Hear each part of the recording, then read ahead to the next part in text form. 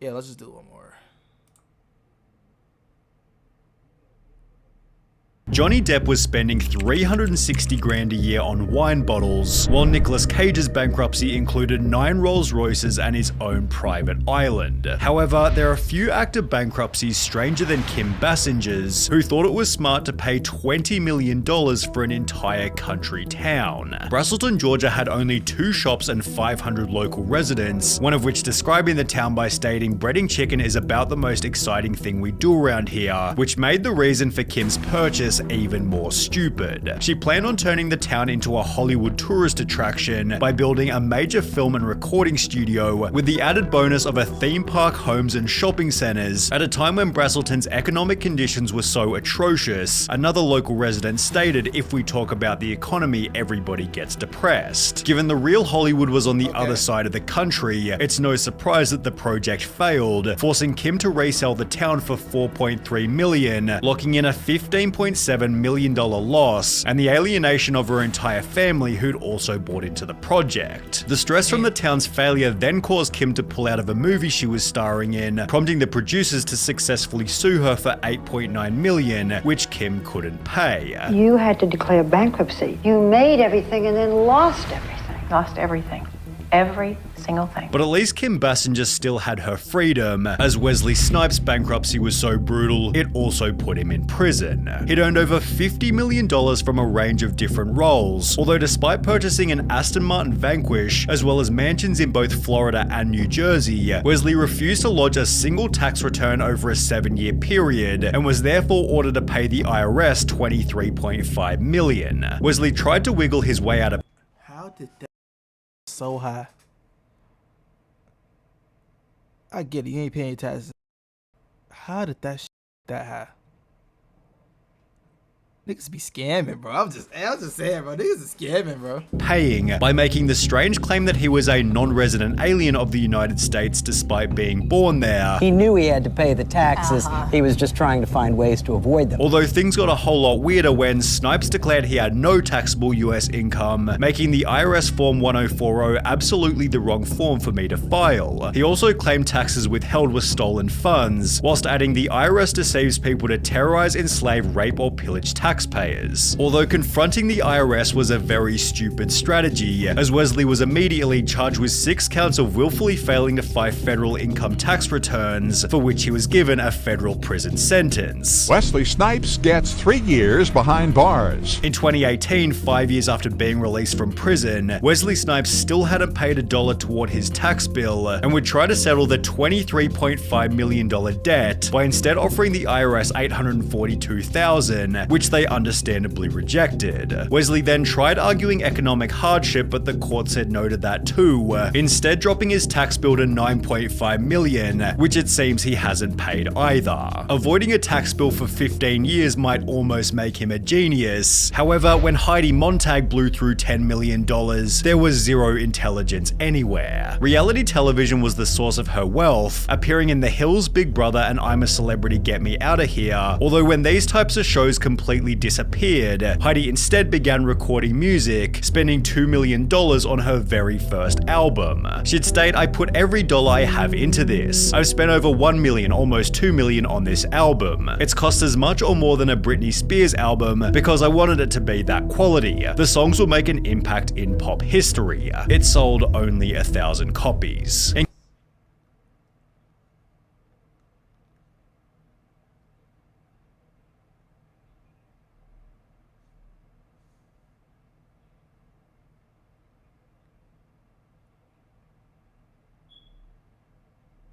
Fuck is you, Soldier Boy?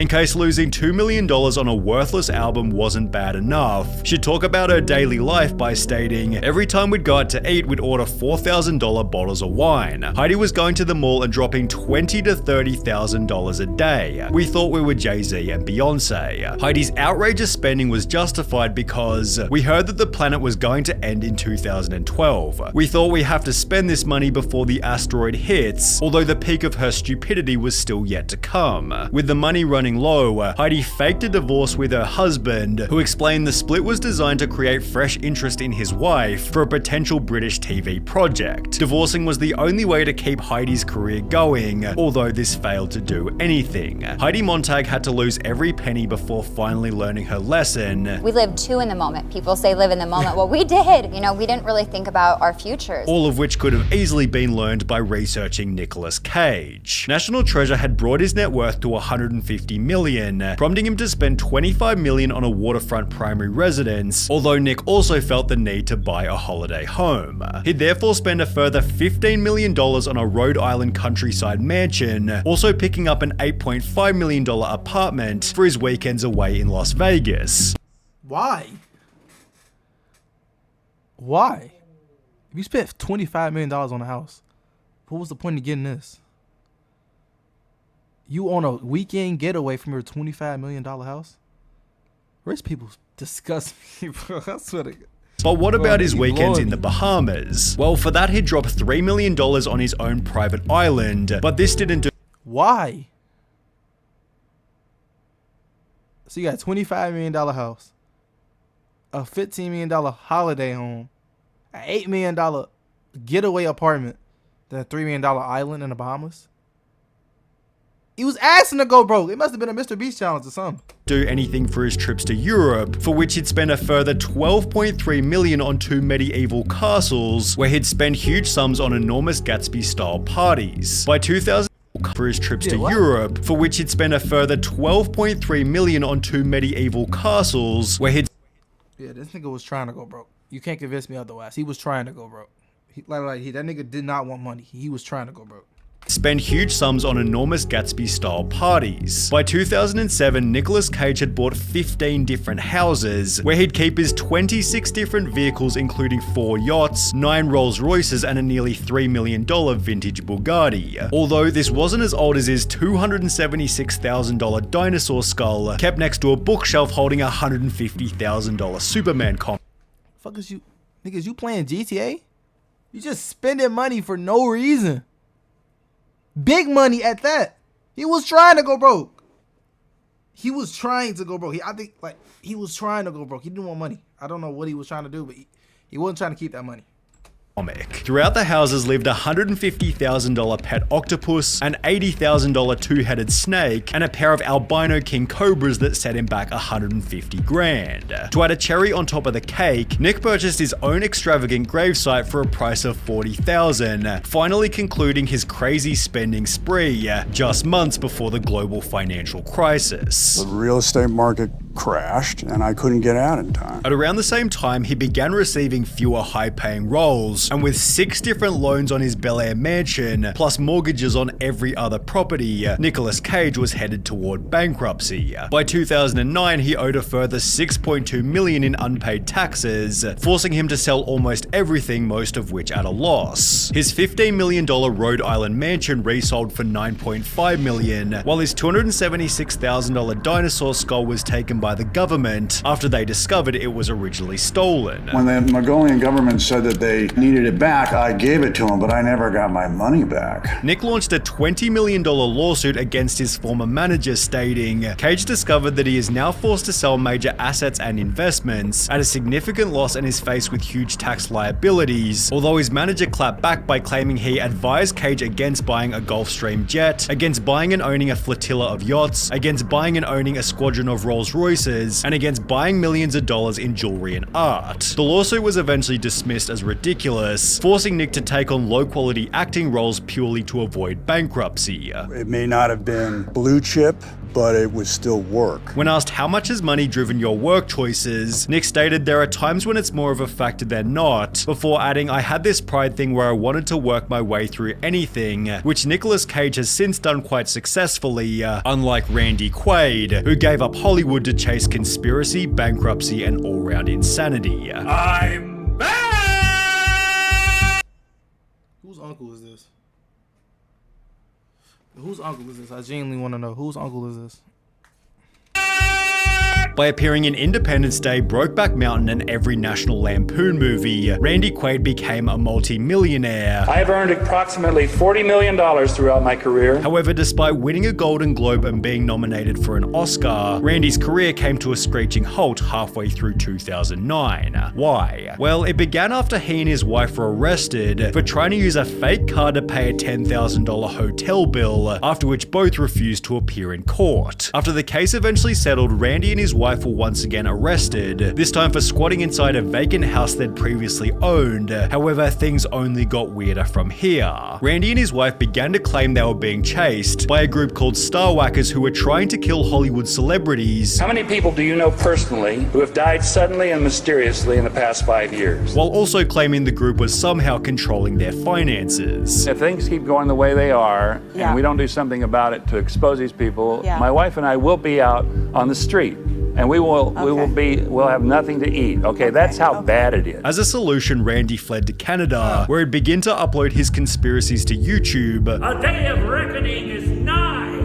Wake up! After which he was arrested for a third time whilst trying to sneak back into America. The Oscar-nominated actor and his wife in jail this morning after being arrested at the Canadian border in Vermont. Exactly where Randy's $40 million went isn't entirely clear. However, Kelly Rutherford has been extremely open about how she spent her fortune on lawyers. After gaining international stardom for appearing in Gossip Girl, Kelly had 2 kids with a German man who wasn't a US citizen. The couple divorced in 2009 and began to argue about custody, with a judge ruling the kid should live with their father in Europe, as he wasn't permitted to return to America. Because he can't come into the US, the children have to be in now France. Yes. The situation was so strange and unique, Kelly spent every penny she had trying to regain custody. It's cost you, what, about $2.5 million already? It's cost me everything I've ever made, my everything. And as a result, she filed for Chapter 7 bankruptcy midway through the court case, having assets worth only $24,000 compared to liabilities totaling $2 million. On top of this, Kelly owed more than $350,000 in back taxes, $25,000 in Amex charges, and had a monthly income of just under $1,300.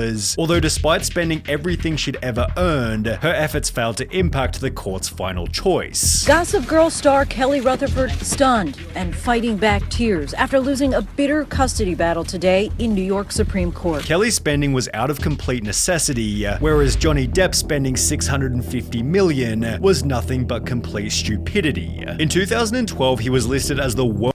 Please explain to me how you spent $650 million. I genuinely want to know.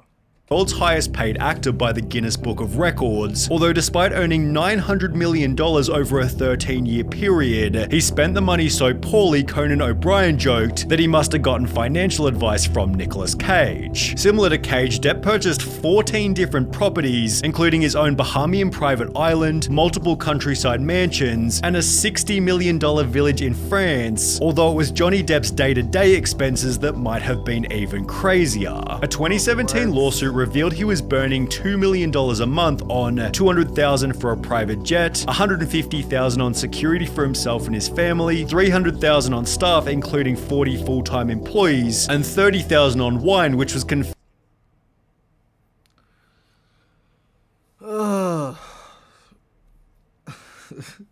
Rich people, bro. confirmed during his trial with Amber Heard. However, Johnny Depp's craziest purchase was when he spent $3 million on his friend Hunter S. Thompson's funeral by firing his ashes out of a rocket-like cannon. Just like Nicholas.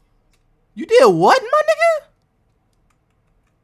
Thompson's funeral by firing his ashes out of a rocket-like cannon. I'm not gonna lie, bro. You shoot my ashes out of a firework launcher, nigga. I'm coming back and we gotta square up for the one time, nigga. I'm taking you to the grave with me. Cause what kind of shit is that, bro?